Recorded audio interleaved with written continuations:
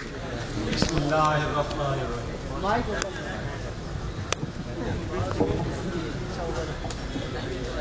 ہم بات کریں دلائل سے تو رد ہوتی ہے، ہم بات کریں دلائل سے تو رد ہوتی ہے، ان کے ہونٹوں کی خاموشی بھی سند ہوتی ہے۔ ارے وہ گزرا جاتا ہے میرے سر سے پانی کی طرح، جانتا بھی ہے کہ برداشت کی حد ہوتی ہے۔ میری آج کی بات اسی آپ کے نام، ایک آنسو چشم نم سے گرا اور زمین بوس ہو گیا۔ میری آج کی کاوش اسی آنسو کے نام،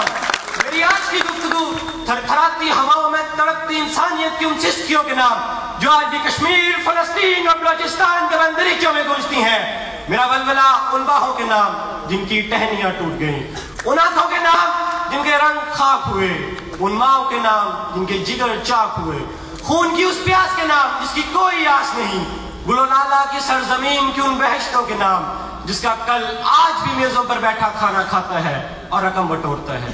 صدر ضیاء احتشام، میں اس قرارداد کی پرزور حمایت کرتا ہوں اور مجھے افسوس ہے کہ سنائی کچھ نہیں دیتا، دکھائی کچھ نہیں دیتا، سنائی کچھ نہیں دیتا، دکھائی کچھ نہیں دیتا، عجب ماحول ہے بھائی کو بھائی کچھ نہیں دیتا۔ معلوم ہے بے جرم آیا ہوں کٹہرے میں، وہ میرا دوست ہے لیکن صفائی کچھ نہیں دیتا۔ اذان فجر ہوتی ہے، ماں بیدار ہوتی ہے اور ساتھ ہی اپنے بیٹے کو جگاتی ہے اور پکارتی ہے کہ اٹھ بیٹا نماز پڑھ لے۔ بیٹا اٹھتا ہے، ماں اسے چوم کر مسجد کے لیے روانہ کرتی ہے۔ بیٹا مسجد جاتا ہے، وضو کرتا ہے اور جماعت کھڑی ہو جاتی ہے۔ صدر محترم، جماعت تو کھڑی ہو گئی مگر اس کے ساتھ ہی ایک زوردار دھماکہ ہوتا ہے اور ہر طرف خون ہی خون بکھر جاتا ہے اور ہر طرف آزار نظر آتے ہیں۔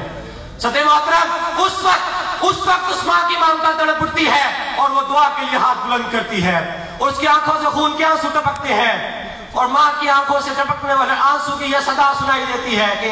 احساس مروت کو کچل دیتے ہیں حالات۔ صدر جی وقار، میں مان لیتا کہ احساس مروت کو نہیں کچلتے حالات اگر میں ماں کی گود کو اجڑتے نہ دیکھ لیتا، میں مان لیتا کہ احساس مروت کو نہیں کچلتے حالات اگر میں بچوں کو اپنے باپ کے لیے روتا نہ دیکھ لیتا، میں مان لیتا کہ احساس مروت کو نہیں کچلتے حالات اگر میں ہیروشیما اور ناگاساکی کو یوں تباہ و برباد ہوتے نہ دیکھ لیتا،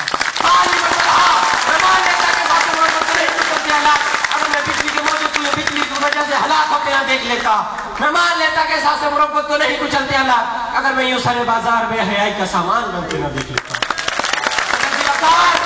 خون اپنا ہو یا پرایا ہو، خون اپنا ہو یا پرایا ہو، نسل آدم کا خون ہے لیکن کھیت اپنے جلے یا اوروں کے،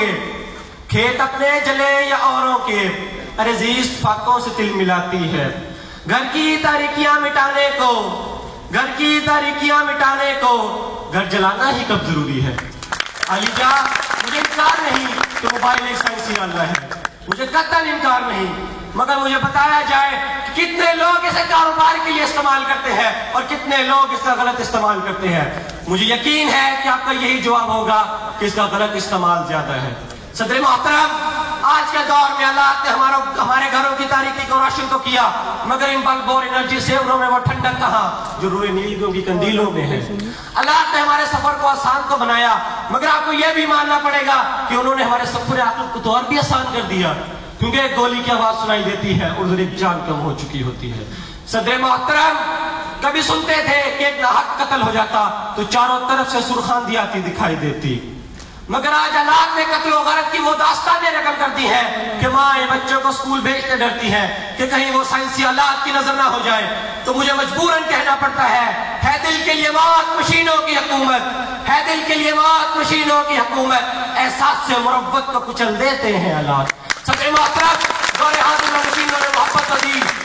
دور حاضر میں مشینوں نے سہولت تو دی مگر محبت چھین لی، الفت چھین لی، چاہت چھین لی، آنکھیں تو دی مگر روشنی چھین لی، آنکھوں کا نور دل کا سرور چھین لیا، ایٹمی قوت تو بنایا مگر کبھی کشمیر کو بارود کی بو دی تو کبھی فلسطین کو میزائلوں کے تحفے دے کر نوازا۔